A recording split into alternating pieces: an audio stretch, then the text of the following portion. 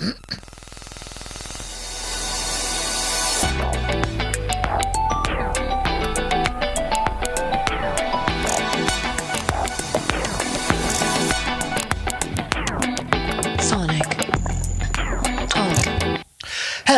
everybody, welcome to Sonic Talk episode 692, recording live today on what day is this? Wednesday, 24th of November, that's right. This is a music technology podcast. We talk about all things to do with the music technology. Obviously, synthesizers, music production, software, stuff to do with streaming even, all kinds of technology that surround the business, the making, the distribution and the recording of music. So please do sit back and enjoy the show. I want to say thank you very much to our friends in the chats. We've got our YouTubers there. We've got our IRC. We will have our IRC. I'll sort that out in a second. That's my mistake. I'll get that fixed. And all the people on Twitch and all these other various places. So thank you very much everybody for joining us. I also want to say thank you to our friends, our sponsors. We've got our friends over at Isotope and also Arturia, which we'll have some messages for them a little bit later. Thank you very much for their support. We do have audio version of this podcast. You can find it at all good places. It's on Google, it's on iTunes, it's on all the other places that you would expect. So just please do leave us a review. We've been there so long that people haven't left us a review for so long. Either that or we've gone downhill ever since the first episode, which we're now at 692. So I'm hoping that's not the case. So yeah, leave us a 5-star or whatever star review you like. It all helps, I'm sure. I don't think people do that very much, but it makes us look good and makes us feel wanted. Not that we're not. Anyway, I want to say thank you to everybody for joining us. And if you're interested in supporting us, you can help us over on Patreon. We've got a Patreon page where we post a load of stuff. In fact, I was doing some jamming on the front end of this with the IK Multimedia Unisynth Pro and the Dreadbox Hypnosis, which I really enjoyed. So if you want to see that, I was put that over. Let me see if I put my I think there's a Patreon there. Put the link there. You can support us there. Anyway, looks like we might have Robbie. I'll go to him first to see if his thing's working, because we can now get on to our guests. Robbie Bronnimann, are you there? Come in, please. Hello, can you hear me? Yes, I can. Excellent. Sorry, I went into the studio to set to my webcam just wasn't working, and the cable's like really hard to get to, so it was like a quick crisis aversion. So I rushed upstairs. Okay. Have I got your? Let me see. I don't know if I've got your third. Have I got your third? Oh yeah, there it is. Robbie Bronnimann, of course, producer, songwriter, media composer, busy man. I haven't seen you. Haven't been around for ages. What have you been up to, Robbie?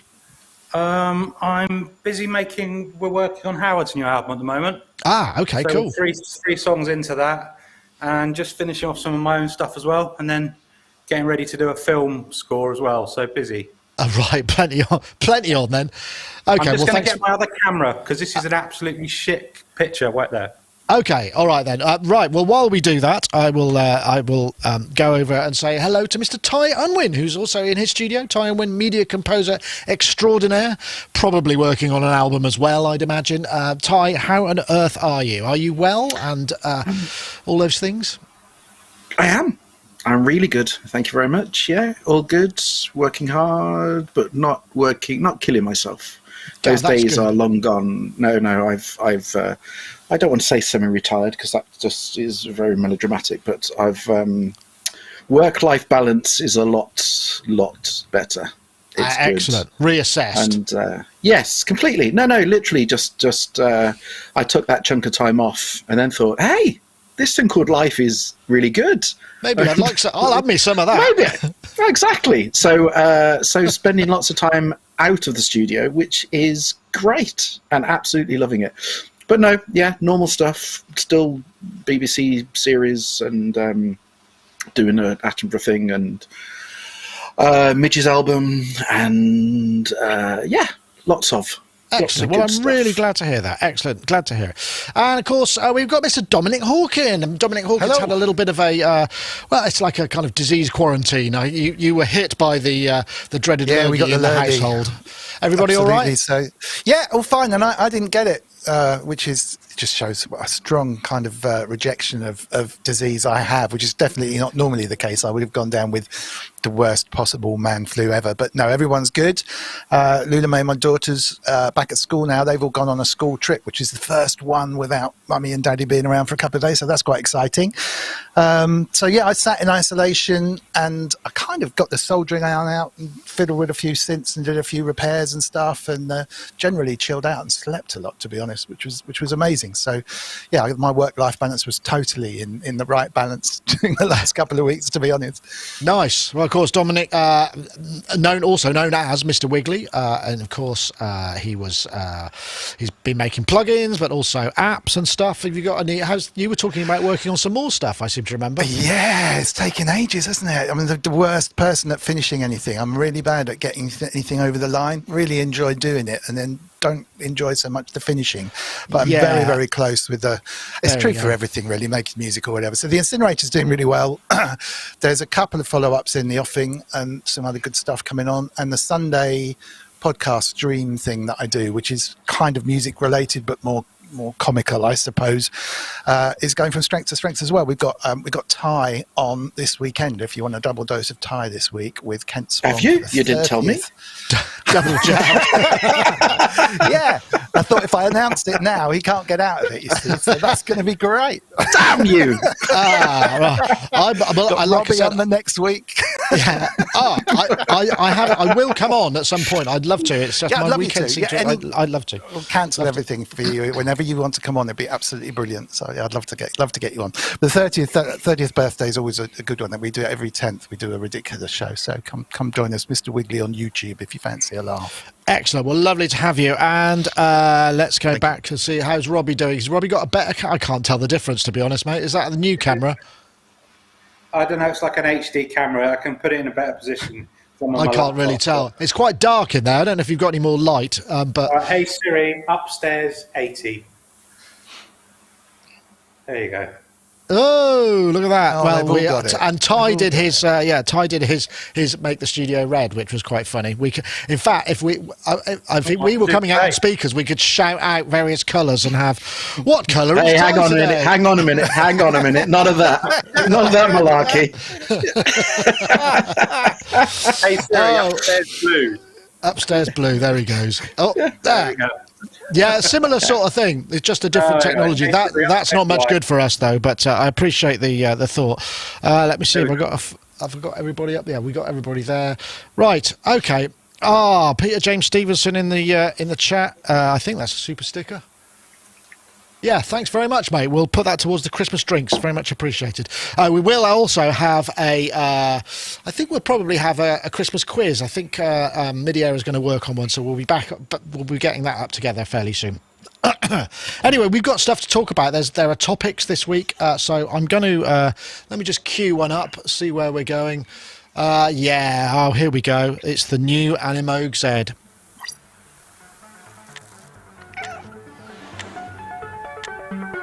It's the new Animoog Z, which is basically a free plugin or app.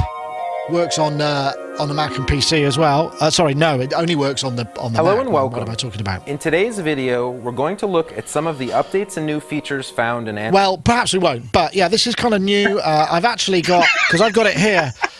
The reason I cut him off is because look, I've got a Sonicstate logo on mine. Hey. How's that then? I mean, I'm no graphic designer because I couldn't draw that in. But yeah, it's got now an 8x16 sort of wavetable matrix. If you want to, basically it's a tenner to unlock all the editing, and then there are various other sound packs and whatnot. And it's interesting, isn't it? Because I don't know, remember, I mean, the Animoog was, I mean, this is a mega wavetable synth, really. The Animoog was probably the first proper, well thought out touch interface sort of pro. I'd say, I hesitate to use pro, but you know, kind of for real musical synth. There were others, but this was possibly the first one that really kind of came out and went, this is the sort of thing that you could do with smart people. It worked really well with the MIDI, it worked really well with the audio, everything was just integrated. I don't know if you did you get this? I can't remember whether you were an Animoog fan or and whether this is I jumped on all those things early on. and it's just every time I think I'm going to use an iPad in the studio, it just like after about a week, I just forget about it and never use it again until like about a year later. And I think, I should use it again. The only thing I ever really come back to is that granular engine called Borderlands. Oh yeah, I remember which I love that, and that's about the only one that I really ever come back to over and over. But I mean, it looks great. Well, this is running on the on Monterey on the M1 Mac. I mean, it's just it'll run in both. So it's AUV3. So this is an app that's just running on my computer because at the moment I've still got the Apple loaner, which they very kindly said I could keep until the one I bought turns up, even though I didn't get a discount. But I suppose that's one perk of being a reviewer at least. But yeah, it's pretty cool. Ty, I know you probably aren't. I can't remember whether you're the guy just like, you've got a proper hands-on touch things kind of studio. iPads are kind of less useful perhaps in that environment because where do you put them? How do you plug them in? I mean, it's easier now, but it's not kind of the same. I'm exactly the same as Robbie, literally word for word. Borderlands is the only thing that I still use. When they all came out, I literally, just like Robbie, bought absolutely everything. If it appeared, I bought it, and then realized that I just had folders and folders and folders full of them, and I didn't use any of them. But like Robbie, the Animoog was the only one that for a time I thought, oh yeah, this is good, and I got some great stuff out of it. And I sampled a few bits out of it. But in terms of the whole iPad thing for me in the studio, I've still got a couple in the studio, and I use them mainly for controlling bits and bobs, but they're not. Borderlands is the only one that I kind of go with and actually make use of in a more extended kind of period. But I have bought this and had a play with it, and it basically just Animoog on steroids, basically. Yeah, I mean, it does sound pretty is great. It does sound good. No, it does sound good. And obviously back in the early days, it was a pain in the arse to get things into the system. Obviously that's a lot easier now, I still just can't get. You could record your own wavetables and whatever. It's I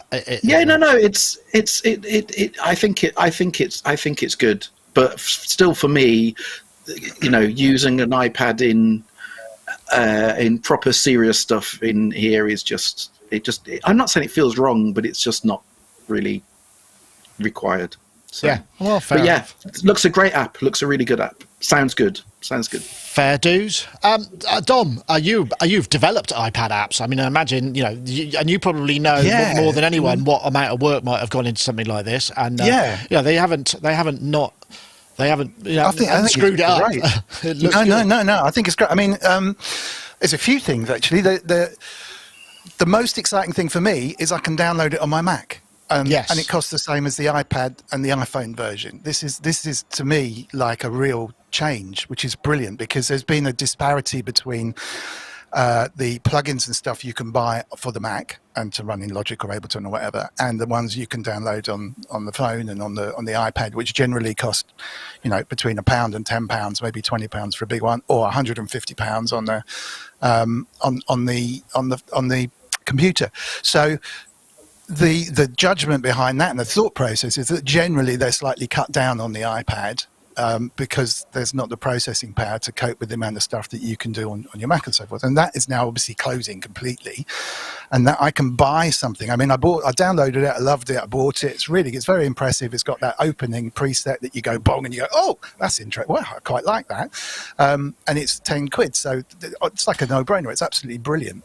But the fact that I can stick it straight onto my Mac or my iPad or my phone is clearly the future. And I think will bring the iPad as an instrument much more into the fore because it's seen as the poor cousin and has been the poor cousin. I'm the same as the other guys. I take my iPad on holiday and reopen all of the music apps that I bought in the past and then get home from holiday, throw it in the corner and forget to take any of the music off that I've made on holiday, in the idea that I'm going to be really productive. But I think this is where the change is happening. If I can throw things backwards and forwards between the iPad and basically transfer projects, we're all still waiting for Logic, I guess, on the iPad if you're a Logic user. But I love this cross point now where, I literally hit download, it arrived on the Mac that I was, on, it paid for it through the App Store, same way as it would have done on the iPad, and it just worked, and it was brilliant. The other thing I was going to say is the whole vector thing. Cough, cough. One of these is.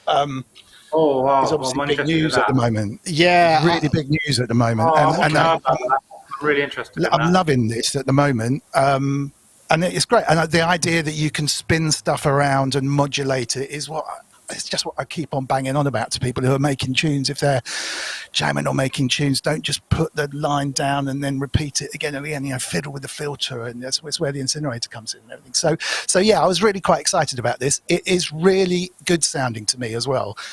So for £10, it really is a steal, I think, at the moment. Yeah, sounds good. Yeah. Okay. Do you miss? I was going to say, do you not miss the touch interface when you're running it on a computer?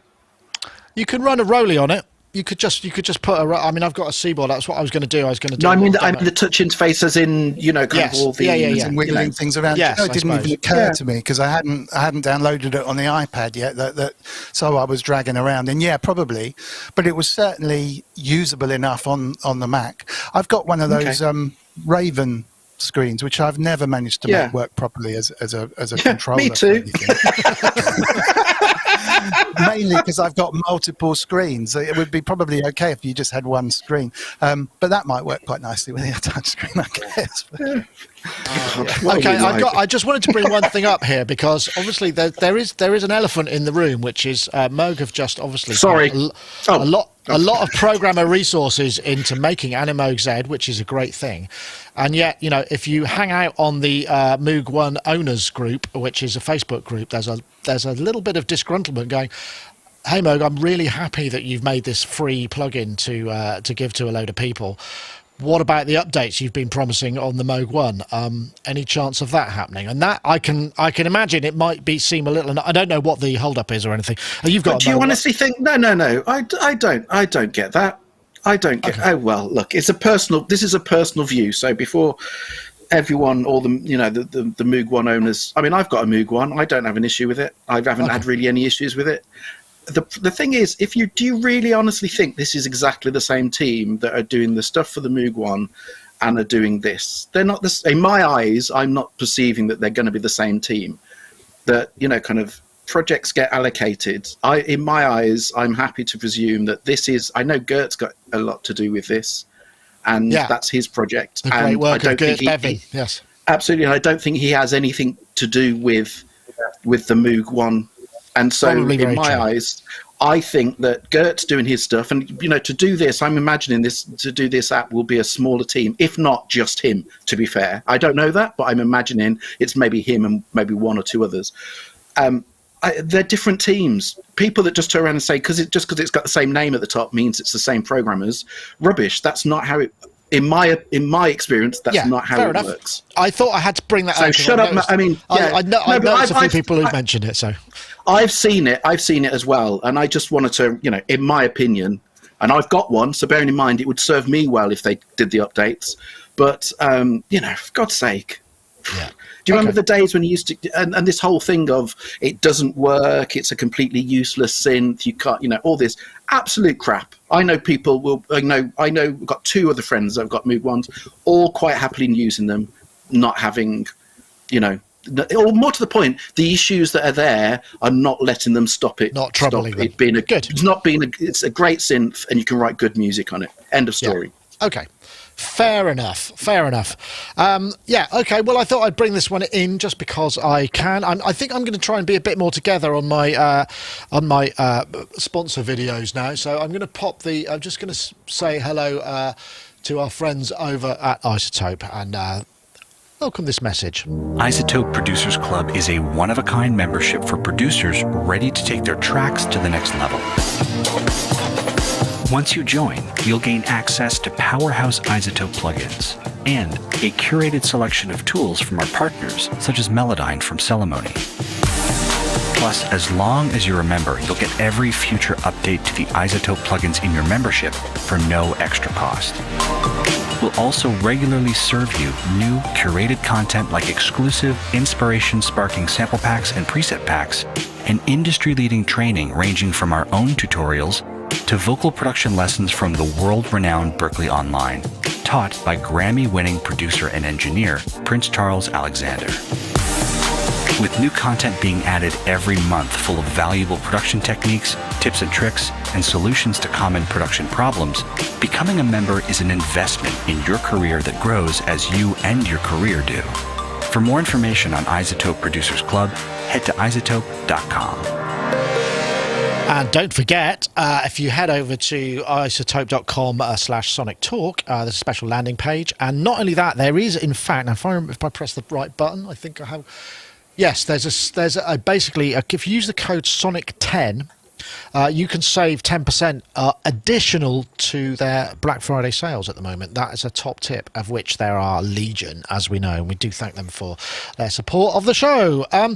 Okay, what's next? This is kind of interesting because we had well, this is a latecomer, I suppose. So let's just pop this in here and see how it goes. Before we begin, may I request that you watch this film through a decent pair of speakers or headphones and turn it up, because it's going to get big. This is the new Spitfire, they're called Aperture the Stack, where they basically took 56 amps, put a massive gantry into Air Lyndhurst, 4 subs, and just had a load of people play stuff through it in a room and sample it, which sounds like an absolute blast. I don't know what it's going to sound like. It's going to be free if you spend more than $300 or 300 quid over Black Friday weekend, starting the 25th of November. There's a long video with Christian Henson talking about how he did it. This is a couple of things. Obviously, Spitfire, great makers of stuff, but it also made me think, gosh, imagine just having the resources to be able to do something like that. That would be such a laugh. There's some videos of them sort of raising the gantry, putting all those things up, and just playing a load of stuff. They've got guitarists. I mean, it sounds like it's going to be quite interesting. And obviously, I think it's using their own engine, which is obviously... a move on from content. I know you're a big fan of Spitfire, as are you, Robbie. Is this something you'll probably be... Well, do I need to ask whether or not you'll be getting it, Ty? I've already got it. Okay. Yeah. And literally, review in one word. It's brilliant. Right. It's fantastic. I knew about this, and Christian was telling me about this happening, and of course... It's just so bonkers. It's just so OTT. But the thing is, the difference is there's been other projects like this. Do you remember when 8DO did their Black Orchestra, where they got in, like, was it 200 players or something, and then, or was it probably more than that, and then they got their choir where they did however many hundred. And the problem was with those is the fact that they sounded great, but once you go above a certain number of certain timbres, it almost sounds artificial. It doesn't sound real. It's a good sound, but it sounds more like a synth.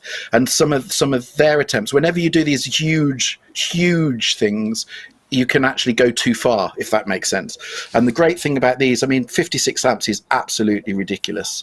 But the sounds are just awesome. They are really, really great. They do quite a few synths. They also do the Analog Solutions Colossus. Yeah, I saw that in the room. That's great. The guitars, the amps, they all sound. Look, especially with Dom in the room. Kind of Dom's the one for. We've had this conversation about reamping and the love of reamping and all this kind of thing. This is literally just good old-fashioned, authentic. Stick the mics in the right place, in the right room, with 56 levels of reamping. But the way they do it, you can do it on the mod wheel. You basically, so the lower settings means it's basically on one row. The second then goes to 2 or 3 rows, and then the full mod wheel setting basically means you get all 56. So, and they are completely different kinds of sounds depending on how much is going on.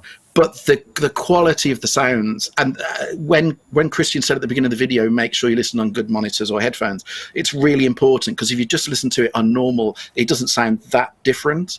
But on good monitors or headphones, it's completely, the stereo field is so enveloping that it's not just like, don't for a second think that this is going to sound like just sticking it through some amp plugins and sticking it through some reverb, because it's not like that at all. It's a completely different It's a different sound, it's a completely different experience, and it basically just completely surrounds you in your head. And the tones coming from it are really, really very individual and really good. I mean, I've already used it. I got it, and within a couple of hours, it had already appeared on. Oh, nice. So that's all. I wonder whose job it was to climb up the ladder and adjust the tones and the individual settings on all those amps. That can't have been a lot of fun. Yeah. No. Yeah. Robbie, I know you're a big fan of Spitfire as well. I mean, everybody's always looking for new sounds, and is there a danger that if everybody gets this, they'll all have the same sound? I know, it's always the way, isn't it? But, I mean, this isn't the first Aperture one they've done. They did one before, which I got. Well, you've got it, obviously, Ty, the orchestral one, where you get like a small group of strings and it goes to like massive, all that. It's a great concept. Obviously, Spitfire are doing very well. Christian's bought himself a Colossus. But it's. I'm sure I'll get this. But with regards to sounds, it's really just about context, isn't it? I mean, if you just use it out of the box as it comes without doing anything creative to it, then you're going to sound like everybody else. But if you can find an interesting use for it, it's like everything, isn't it? It's kind of digging a bit deeper. Well, they do have a lot of I mean, the thing is they're made very musically, isn't they? The aesthetic that kind of runs through all their products is. Yeah, definitely. They are streets. I think they're in a league of their own, really. Spitfire now with their products. I really do. Right, interesting. So, Dom, shame we didn't see. I thought we should have seen a metal. A metal incinerator. I mean, really, where are they? Where the hell are they? What the hell are they playing at? I'm glad they're not selling it for 20 quid, because that's my business out the window, isn't it? But no, what a lovely thing. And I mean, right up my street, as Ty says. Where are the impulse responses, though? I want just that with no sounds. I just want to be able to dial in the speaker on the top left, set to 11. They can't have done that without recording the impulse responses. But I was going to ask Ty. Well, let me just say. I mean, I love it. It's going to be £200. So you get it for free if you spend £300 before December the whatever. It's £200 after that. So it's a chunky purchase. But what an amazing thing! And I have the BBC library that they've done, which is also a chunky purchase. And in my genre of music, not necessarily that useful to me, but it's so useful. I mean, the sound is incredible, and the way you can control the nuance and the sounds, like on the mod wheel that Ty was just describing, the control and the kind of elegance and playability you can put into that stuff is brilliant. They've really kind of just got it together, which is fantastic. But I love the impulse response versions of it. But the incinerator plugin that I've done is mini this. It's a bin and some old wonderful guitar amps and some bits and pieces just put together with impulse responses and some algorithms and stuff. And this is just that this is the Colossus version of that. So obviously, I love it. I was just going to ask Ty, in terms of the sounds that are coming out, are they usable outside of film work in terms of? I can't quite. No, they are. I mean, there's a real. It's a bit like it is genuinely. It's a bit like your plugin, really. Incinerator 1999 could offer. It's thank you. No, but it really does have that same kind of feel, in that it's the sound, but it's kind of somewhere else or something else. And so, kind of there's nothing here that you would actually sit there going, it sounds like there's like Jupiter things that you're sitting there going, it's called Jupiter, and you're vaguely trying to recognize, is it a Jupiter? It makes no difference what synth it is. It's basically, it's a kind of, there's loads of kind of tones, but the main stuff is the washes and some of the percussive stuff. And also there's an 808 in there, which is a bit like the Sonictalk, what's it called? The electroacoustic library, which is a fantastic library. But again, it's like that on steroids again. Fabulous. So there's an 808 going through 56 guitar amps is something to behold. Believe me. You've sold it. That's more money going out. And the Colossus is lovely as well. But there's also a guitar section, and they have, because Spitfire have something called Scattered, which is basically it's lots of plucked stuff that randomly are plucking. So I think there's 4 guitarists and 2 bass players that within each note are doing these kind of random just kind of scattering of sound, and none of them are listening to what everyone else is doing, and so you get this kind of textural, kind of granular kind of stuff going through 56 guitar amps. It's just, they're the most inspired. They're in really inspiring sounds. I mean, well, sorry, carry on. I was only going to say, for someone in my kind of world, it genuinely is a no-brainer. But you could use these sounds in so many ways. And the other thing is, within a mix, because of the way it's been mic'd up so amazing, literally perfectly, the moment you play anything with this plugin within the context of a mix, it will absolutely stand out, because it will be the thing in the mix that suddenly is everywhere. It makes all of the rest of your stuff sound very inadequate. Absolutely. That's exactly what it is. Perfect. Yeah. It's the perfect. Yeah. This will guarantee to make everything else sound rubbish. Crap. Yeah. I don't know, they could use that tagline if they want. I suppose one of the questions that I was going to throw into this is, given if somebody said, "Oh, do you want to come round? I've got Air Linders for the day with 56 amp. Is there anything you'd like to plug in?" And I was thinking, I was wondering about that, because there's pictures of they've done some Soma stuff. There's the Colossus. I think there was a picture of, I don't know if that's whether that's the Lyra 8 or whether that's the Pulsar 32. I can't tell, but I imagine all of that stuff is going to sound monster. Because I mean, that's, as we know, electronic music amplified properly with big subs is where it really comes to life. Robbie, anything you'd care to put through there? You want to reamp anything? That you get the call. What would you take? Oh, what would I take down? I'd just, for perverse enjoyment, I'd take my OP1. Ah, yes, and I bet that would sound pretty good, and travel light as well. Yeah. And maybe my Super 6, which I love. Yes, that would also. I'm sure that sounds fantastic in it as well. Yeah. Dom, what about you? I guess you do this all the time anyway, because you've got your own reamping setup. I'm always down there, Lyndhurst, with my rack of guitar amps. Yeah, but no, it would be percussion stuff. So if you're doing really stripped down dance music and stuff where there's literally only 3 or 4 things going on, the big kind of noise or noise, something percussive in there that is really the main bit. If you're following Rick Rubin's 5 sounds at one time, going to think that's the thing you just want to leap out of the speakers. So I'll be banging stuff and take a bunch of weird and wonderful percussive samples and just try and get the ambience from them. Other than that, what I do is I take a whole bunch of sine wave things and just record the impulse responses, to be honest. Ah, that's a good shout. I know, Ty, I suppose, they probably used everything that you've got anyway. Is there anything else you could put? Yeah, I mean, there's lots of perverse things. I mean, the thing that I would like the idea of is to do completely the inverse in terms of what's coming out. So I would say I would like to kind of mic up things like very quiet, like a mandolin or something. Something like that, or maybe just have something very small and actually play it very quietly, and then have the amps ramped up so hard that for me is that kind of perverse, because we can all stick a synth through it and it sounds like a synth, but on steroids sounds big and amazing. But to take something incredibly small and incredibly quiet, something like a thumb piano, just literally almost kind of just touched, interesting, but have it ramped up so much that you'd be going ASMR basically. Yeah, basically, yeah. Essentially, that's exactly what I would be doing. I wonder if they've recorded this in sort of Atmos or Atmos ready, whether there's going to be Atmos capable. Because I mean, it would make sense, with all this Atmos business going on. They're recording enough mics in there. I wonder if the next big leap is going to be, Atmos plugins. The thing is, they already a lot of their libraries they already record with ridiculous amounts of mic settings and ridiculous amounts of mic setups. So it would be no great shakes for them to push that further. Yeah.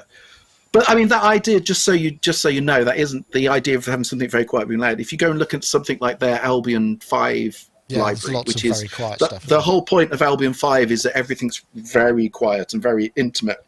And then I've already done that of taking things like a lot of samples in Albion 5 and then putting them through distortion and turning the volume right up, and to have something incredibly quiet and intimate going through something very dirty and big it's quite perverse, but it's just pushing the boundaries. Well, something else.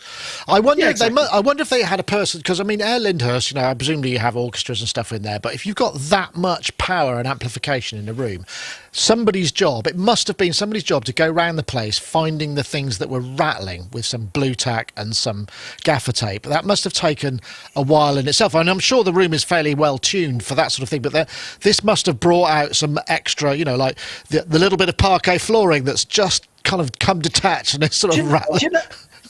You're right, but I was going to say you're right, but at the same time, do you know what? It's that kind of stuff that makes it. Yeah. That's the reality of it for me. Sorry, Robbie, what are you going to say? That reminds me, when I first started working with Howard, before I was playing with Howard, I did one tour with him where I was doing front of house, the only tour I've ever done front of house. And we did this gig up in Glasgow, and it was so loud, somebody came up behind me and pinched my bum while I was doing the sound, and my finger slipped on the master fader and went right up to full. Oh! And it was so loud, everybody in the audience jumped, but some of the ceiling fell down. Some of the roof started coming down. Some of the tiles started falling off the ceiling.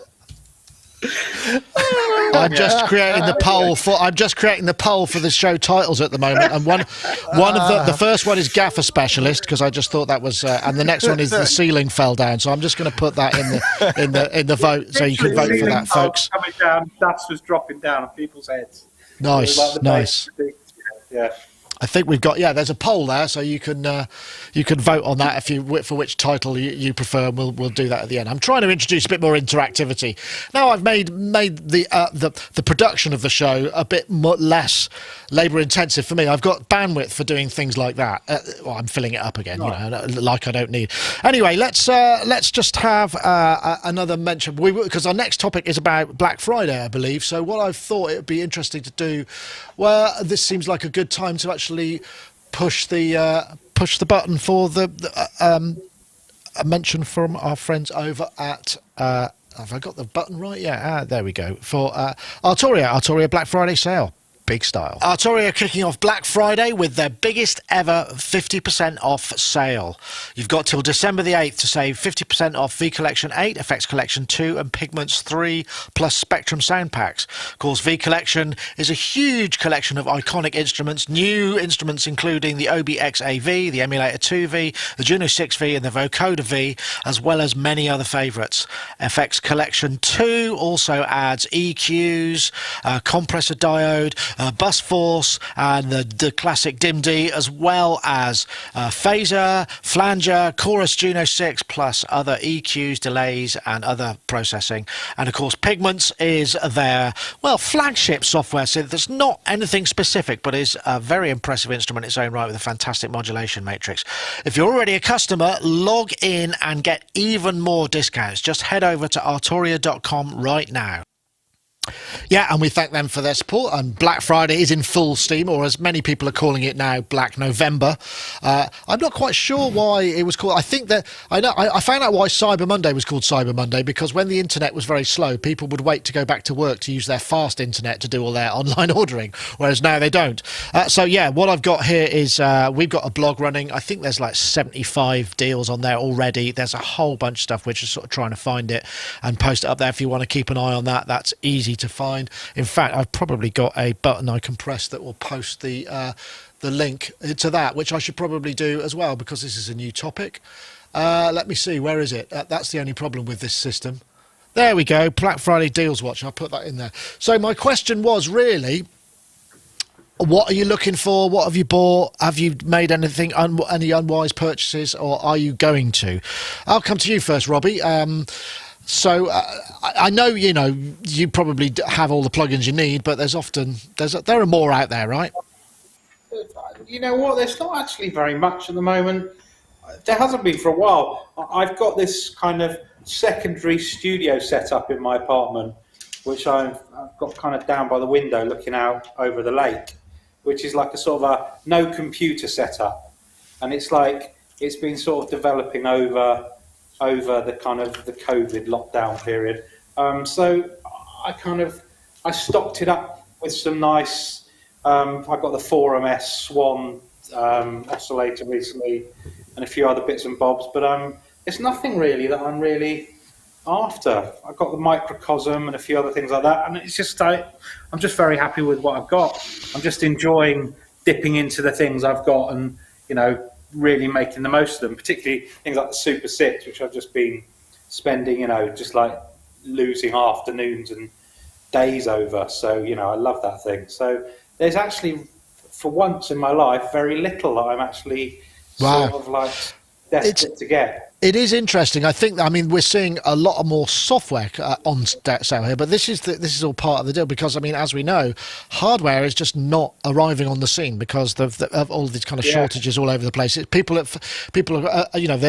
slowed right down because it's just not possible to get the stuff made or get the components. There are shortages, so it's quite an interesting thing. We did find a few deals, I guess, on stock that's not cleared out on B stock or whatever, but it's still very much software specific. I haven't done any deals. We've got all the usual Wave stuff, and it always looks great. But actually, what you're doing is buying it until they clobber you for the subscription, which is it's still okay. I'm not saying it's, but you just need to be aware of that stuff. I think the biggest bargain of a synth you can get is the Micro Freak.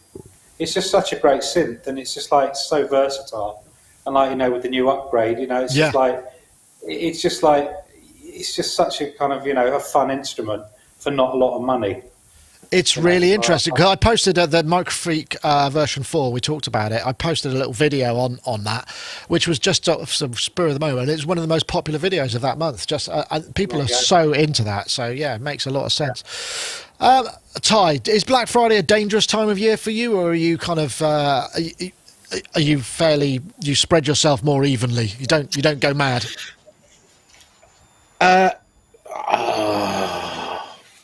I used to. No, honestly, and no, this year is completely different. I used to go completely bonkers, and I looked the other day basically because you don't need to know the ins and outs, but basically the way my emails worked, I had a whole load of stuff that was kept in a different folder, and that folder disappeared. And so I was sorting all that. I was finding stuff that I bought Black Friday deals back in 2017 that I've never downloaded, lots of software stuff. Right back to then, I've just never got them, never downloaded them. And then it's just got to this year, and I'll be honest with you, I've got literally my inbox every day just has dozens and dozens and dozens and dozens of Black Friday offers from every manufacturer of plugins that I've bought from over the years. And because there's so much, I've just gone, no.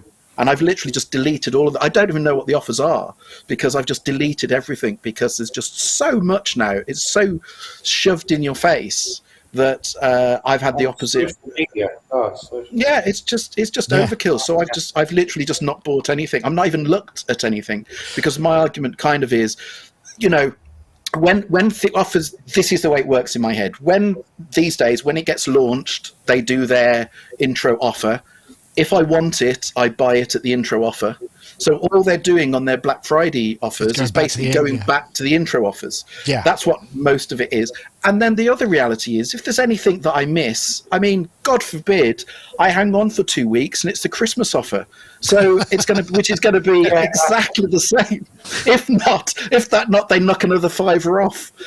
So I normally Black Friday is a dangerous time of year, but not this year at all. Literally nothing. I've bought nothing. Aren't you thinking of duplicate purchases of the same software? Right.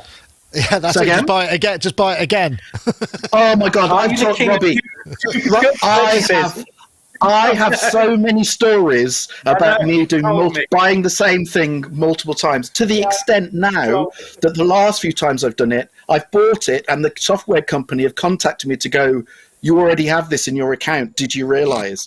And so it happens all the time. I see it and go, oh, that looks good, and then I buy it and I've already bought it. There's one thing, and this was, I think, last year or the year before I bought it. It wasn't the second time I bought it. It was the third time I tried to buy the same thing. That's when you know you have a problem. So Yeah, it's not good. But while we're talking about it, I do just want to say exactly as Robbie said that the Microfreak is one of those instruments that if it has passed you by, honestly, it's a brilliant instrument. The Microfreak is a really underrated, fantastic instrument. So okay. with you, well, I'm going to put a shout out for the IK Uno Synth Desktop or Desktop Pro or Pro, just because I think that's a fantastic. It's a bit more expensive, obviously, but you can still get the desktop for about £400. I don't know if there's any Black Friday stuff or what the supply chain is like there. I know, Dom. What about you? Have you done anything? Have you gone crazy Black Friday? No. I usually wait to purchase software and stuff to Black Friday because there's some good deals. This year, I upgraded my Melodyne to be polyphonic because I used that a lot recently, and I only had the monophonic version, so now I can polyphonize and tune vocals and bits and pieces like that really nicely. I finally bought into the Arturia V collection, which I've avoided for it's a 50% off. Really hard to it was even more than that because I own a couple of hardware. I've got Matrix Brute, and they gave me a little bit more, so it was like 60% or something ridiculous. So at that stage it was like I really should have this available, even if there's only a couple of synths in there that have excited me. That's great. And what else? The only thing really that's excited me is the Spitfire Aperture thing now that we've seen earlier, which I managed to avoid everything else, but yeah, something that costs 200 quid, which is now available. If I had 300 quid worth of stuff to buy from Spitfire, I kind of wished I'd waited on the BBC library now. But that to me is the most exciting offer out of the lot of them at the moment. It is quiet on the hardware and software front, really. A lot of the discounts are like 20-30%, which is great, but 50% is the kind of wow, I'll buy that's this. The one. Yeah, it's hard to argue against. I know, I'm the same. I haven't really kind of thought about. I mean, I think the problem is I've literally just shelled out for a new MacBook. So really spending. I mean, maybe I'll find a case on Black Friday that I can put it in, but they haven't made any yet that are shipping. I just want a clip-on sort of hard shell case to keep the scratches off. So that's kind of it. I haven't really kind of thought of anything else that I need. I mean, I kind of need a new bed, so I might look at that. But, I looked at that and I need a new mattress, and it's like, well, I mean, the mattresses, hold on. I'm sure before this sale, the mattresses were cheaper and the 50% off was about the same price that you were charging before, but now your mattresses are more expensive. It's like, and now the problem is I searched once, right? And now mattress ads are following me all over the place. It's like I'm being stalked. Crikey. Can I point? Get an Eve. Okay. Get a what? I can't believe we're talking. Eve. Get an Eve mattress. They're the best mattresses ever. Okay. All right. Thanks for the tip. Sorry. Yeah. It's fine.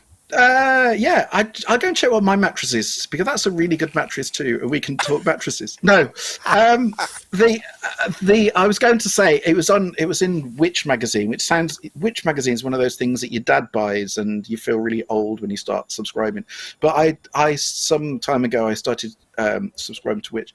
They were looking into all these Black Friday deals and all this kind of thing, and most of them, you're not saving anything at all. It's all just manipulation of the prices to appear that everyone's getting bargains. Yeah. But I have to say, with the software, it is different. I mean, when they say 50%, isn't there a problem with like you're saying, with the supply problem, which is going to be like this ongoing thing for however long? It kind of puts you in a corner because you think, oh shit, this is like you've suddenly got a notification that so and so's got, a company's got 50 mutable instruments, beads or whatever, and you think, if I don't get one now, I'm not going to get one for another year. So you sort of start getting in the corner of panic buying things you think you're not going to be able to get. But it's like, it's proper jeopardy, isn't it? Because there is actually a shortage. There's not this kind of like the sale is only on for 5 days, so, book early to avoid disappointment. This is like, this is all we got. You want one, you're going to have to buy one, So that actually is there's a real kind of reality to that, I suppose. So, yeah, it's a real thing. I had some stuff. I had some IntelliGel modules on order from last December, and I only got them last month. And it's like... Wow. The stocks they've already gone again. All the shops have gone with these things. So it's like you start thinking, oh shit, you really got to plan ahead, because you might, something you really want, you might find you can't get for like 6 or 7 months. I've heard it's the same with toilet rolls. So I'm going to suggest. Oh no! I'm going to suggest that people kind of stock up on toilet rolls. Yeah. And I think sugar and butter. I think is we're only messing with you, folks. It's not. No, it's not. It's not. Honestly. Anyway, yeah. I mean, it is a bit of a first world problem, but seriously, I mean, if you are, if you're thinking of starting a new project and you'll want to kit up for a specific project, it's like that could affect hardware. It could be an issue. So, it's worth considering that.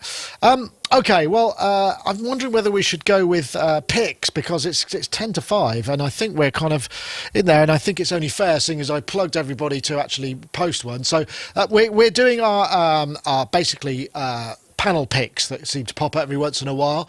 So we'll start off with you, Robbie, because I think you had something to say about the actual the Super 6, because it had originally had an update, right? So that's your pick of the week. It's great because it's had things like USB, over MIDI over USB and everything finally, but it's just had so much stuff added to it. It's like, how people like Teenage Engineering, who, faithfully supported things like the OP1 and, really developed it as an instrument, and things like the Microfreak with Arturia. It's great to see such a massive update coming out for the Super 6, and some of the things on it are just like really changed it, like the resolution and all those kind of things. I mean, it's just like it's made it just feel like almost different instrument to play. So it's kind of like really nice to get something for nothing. So that's your pick. I was already in love with, I'm even more in love with now. Excellent. Well, I am glad to hear that. So, and then Dom, now, have I got a video for? Yes, I do have a video for you, Dom. This is yours. Now, this, I've got to get this the description of this right. So, this is filter upgrade for the 106, which is called Analog Renaissance. Gravitational slingshot filter chips, and this does sound very different to the VCA and the VCF of the original Juno. You've got that going on in your world. I mean, this is just a basic, but I'll put that. Oops, I beg your pardon. Can you hear me?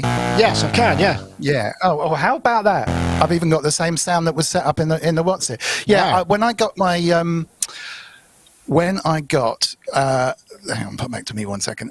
My soldering iron out in the lockdown world, I'd had these gravitational slingshots. I have a feeling they might be sold out at the moment, but the company called Analog Renaissance makes drop-in oscillator and filter replacements for the Juno, which are basically kind of very much out of stock. The originals are very expensive, and they basically go wrong in the Juno. After a while, they're coated in this black gunky stuff, which corrodes, and you have to replace them at some stage. So they decided to do a run of as near to the originals as they could, and they're amazing. But then he's a clever guy.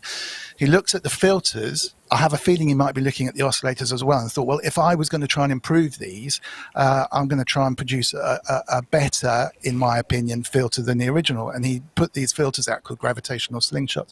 So my Juno has the Kiwi upgrade as well, right, which makes it touch sensitive and gives you more control over stuff, some extra options. It goes unison mode and all kind of crazy stuff like that. So that combined with these gravitational slingshots is literally just bonkers. So that is not that impressive, all right? That's just unison on its own. But if you start to detune these things, and then if you put the chorus on, which is the amazing Juno chorus,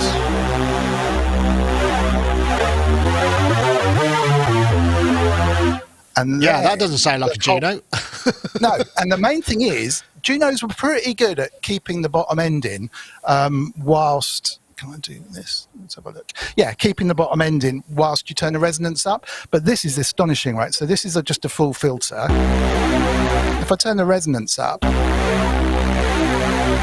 doesn't change at all. That's resonance fully up. And it's still there, right? And that is without the sub-oscillator switched on the Juno. So, I mean, it just gets super crazy. If I find the I've got this controller off screen, which I'm kind of controlling it over. But if I just find, let me see, somewhere there's a control over the oscillators. Give me 1 second. Here, I can put the sub on as well. It's just off the scale on my speakers here, but which just turns it into another synth as far as I'm concerned, and it's it's just absolutely interesting, epic. Is it a replacement, or can you flip between? Because the thing about the original Juno, they're replacements. That there were some beautiful resonant points in that filter where I had some sounds that it almost sounded like a voice, and you can turn them in. Yeah, it's kept that.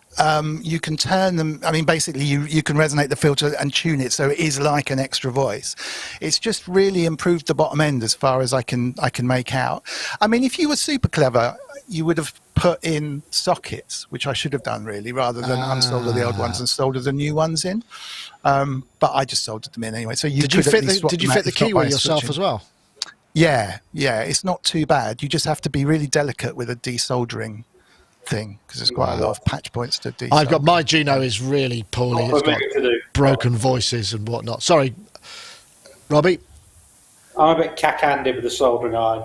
Yeah, get someone else to do it. My soldering joints are always very industrial, shall we say? Industrial. No, you don't want gas kind of There's about things. 4 times as much solder as needed there. Yeah, maybe stick to soldering copper water pipes. Yeah. Anyway, so that's my tip for make your Juno more CS80ish and bigger and fatter if you can. It's like a new machine, which is great. Okay, well, there's one thing I want to post, and that is... So hello, and welcome to this video. DivKid is back. That's my pick for the multi-channel logic module Instruo. This will be an in-depth demo. He's promised to come up on the show. This is also a musical and creative everything you need to know about the EAS logic module. It's a really interesting video, actually. System. So let's check out. He's so good with his videos. Yeah, I mean, go and watch it. It's a really long video. There's lots of really interesting stuff, but it's and he's posted more. So he came back with that one, and there's a couple more. So he's absolutely back on the block, and we're very pleased to see him. I haven't spoken to him personally, but he did message and say he would like to be on the show at some point soon. So hopefully we'll see him again. Brilliant to see him. Definitely. I don't know, Ty, whether you had anything pick-wise. I know you didn't send anything through, so maybe I'll put you on the spot. No, I didn't. I've only just realised when you say that. I was just thinking, I didn't send anything, did I? Sorry, I do apologise. That's all right. No problem. I tell you, the only thing I've is that I don't know whether I told you this, but basically, remember my non-linear lab C15? There was a problem with the USB socket, and so when it came to doing updates, it was a bit of a pain. And to cut a very long story short, because of COVID, it didn't make it easy. They were talking about getting someone to come over from Germany to fix it. Oh my God. And to cut a very long story short, one way and another, I've ended up getting C15 now with MIDI, obviously with the new MIDI update and the MIDI box that goes with it, whatever. And suddenly being able to play that instrument from an 88 note weighted action is... What instrument did you say?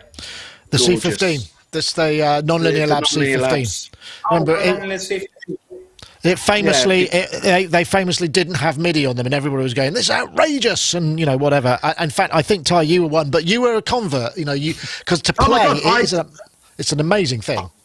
I made it very clear what I thought of it when it didn't have MIDI when it first came out, and I kind of ate my words and bought one, even though it didn't have MIDI.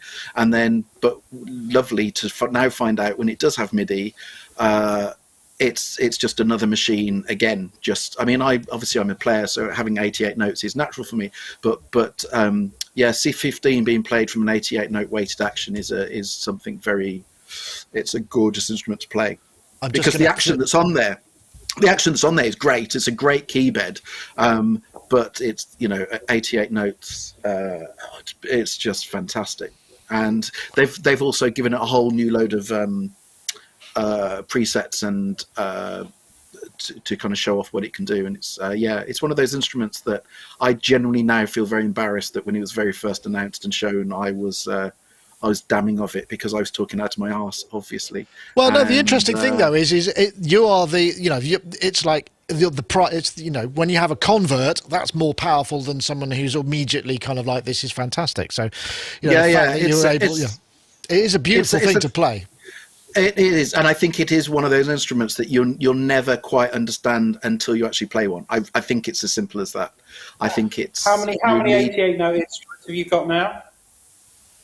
Yeah, shut up, Robbie. Okay, yeah. What's about 20? Sorry. Well, you know, if you're a keyboard player, and you know, well, yeah, if you're a successful media composer who's into synthesizers, why not? Yeah, you know, why not? Exactly. I had one other thing that I was going to post up because, and this is just literally. Let me see if I've got it. I think I've got the actual. I'm trying to find the. Have I got it? Oh yeah, OWC. Here we go. It's this guy, which is the OWC miniStack STX. I mean, it's not that exciting. What it is basically a box that you put storage in, but the more interesting thing about it is it's from OWC. It's got 3 Thunderbolt port expansions. So you plug that into, say, a Mac Mini, which has only famously got a couple, and you get another 3 out of it. You've also got USB-C, but you can put NVMe and SSD storage in it, and that'll work. I mean, it doesn't have to be a Mac. It's just that's the form factor, and it's actually, you know, for people who are maybe umming and ahhing about the number of ports that they've got, that's the thing that's holding them back for if they're thinking of upgrading to an M1 type computer from Apple, then it might be something to think. I don't think it's quite out there yet, but you stick an NVMe and an SSD drive in there and you've got blazingly fast storage sort of on tap, and you've got those additional ports, and that's kind of cool. But that was it. I couldn't think of anything else. Like I say, I don't really have any needs for much. There was a few things that we thought, well, maybe we could upgrade some of our video stuff here. But again, you know, all of the things that we would look at, they're all out of stock and no delivery date. So it's, you know, it's very much a sort of software only kind of vibe. I'm just going to end the poll. It looks like the ceiling fell down is the winner there. So I've hit end poll. I don't know what happens. Does it show up? Looks like it might. Does it show up? Yeah, the ceiling fell down 62% and the gaffer specialist 37%. So 100 votes. That's pretty good for a live stream. So thank you, everybody. So I guess we could probably wrap things up because we're kind of at the end of our allotted hour, 60 minutes +1 or +4 or whatever it may be. Thank you, everybody, for joining us. Robbie, it's a pleasure to have you. You going straight back to working? Yeah. I'm just working at my studio pretty much all the time. We did a lot of touring over the summer, but we're not out touring till May. We start festivals. Then we got like I think a 40-date US tour in June, July. So we'll be busy out in America then. But until then, I'll be at home working away. Right. Well, lovely to have you. And I must one of these days come. I'm getting my my top-up jab on Friday, so I should be available to. I'll come over and visit. That's good. One cautionary tale. It's very common in modern houses to not have carpets and have painted floorboards, and I've got that. And I fell down the stairs yesterday morning, and it bloody hurt. I can tell you. You definitely don't want that to happen. Landed right on me coccyx. Yes. Anyway, that's just a cautionary tale. Dom, I'm sure you've got adequate banisterage in your house. I think the problem is we haven't got any banisters. That's the problem. Yeah, I have a man that just carries me up and down, so we're pretty safe here. You've got a stair lift, presumably, right? Stand there all the way around the side, yeah. A lift operator, you know, like they used to have in hotels. A concierge. Which floor, Mr. Wiggly? Oh, the first one, please. Thank you very much indeed for having me. Can I just plug once again the amazing Mr. Wiggly show on YouTube on Sunday at 7 p.m. with Ty and his good friend Kent Spong, who is an amazingly good fixer of keyboards and things like that. It should be hilarious. So search Mr. Wiggly on YouTube. But if you want to see last time that he was on, Ty did an impression of Bungle from Rainbow, amongst many other things, which has to be seen to be believed. So, catch us on Sunday. Well, okay, that's a good tease. Maybe it doesn't need to be seen to believe, to be fair. I mean, if no one saw it again, I'd be more than happy to be honest with you. We should get together. Well, I'll leave that to everybody, but thank you, folks. It's been an absolute joy to have you, and I think I've finally got on top of this technical nonsense. I rearranged the buttons on my controller and everything feels like it's a bit more solid. So I just like the way that the show is now degraded into. I mean, just before we came on air, I don't know if everyone saw, but Nick was telling us about his story with peas, which is worth checking out. If you got Patreon, I think you can go and look at that. That's worth checking out. But also, it's nice to know that we've become a 1970s advisory film. We've had about stairs, modern stairs. You know, kind of, if you haven't got carpet, take care. Be careful. Mattresses. We can all, if you hook us up, we can all talk to you about our advice with mattresses. Very little in the way of synths, but domestic things. We're getting quite good at this. I can reveal the said peas if one likes. It's not a pretty sight, but I'm going to do this once and once only. It's bloody revolting. That is, I know. Ugh. Gosh. So presumably I'm going to go back because my daughter took a picture of that quite rightly, and the next line was, "So you're going to clear it up then?" And seeing as it was her, but I'm suspecting probably I'm not sure. Probably be me. Can I just point out, unless people actually did see the show before, you've just put that in the show, and all people have seen is a picture of mouldy peas. Yes, well, the point is now what you have to do is get onto Patreon, and you'll see the ad-free version of the show, and the aforementioned pea story will be also there. So anyway, Peagate. P-Gate. Yeah. Anyway, thank you, everybody. It's been an absolute pleasure to see you all. We'll see you later. And now, actually, when I press the button, hopefully, if you have supported us on Patreon, your name will show up in lights. But that's it for this week. Thank you very much. It's been an absolute pleasure as ever. See you all later, folks. Take care.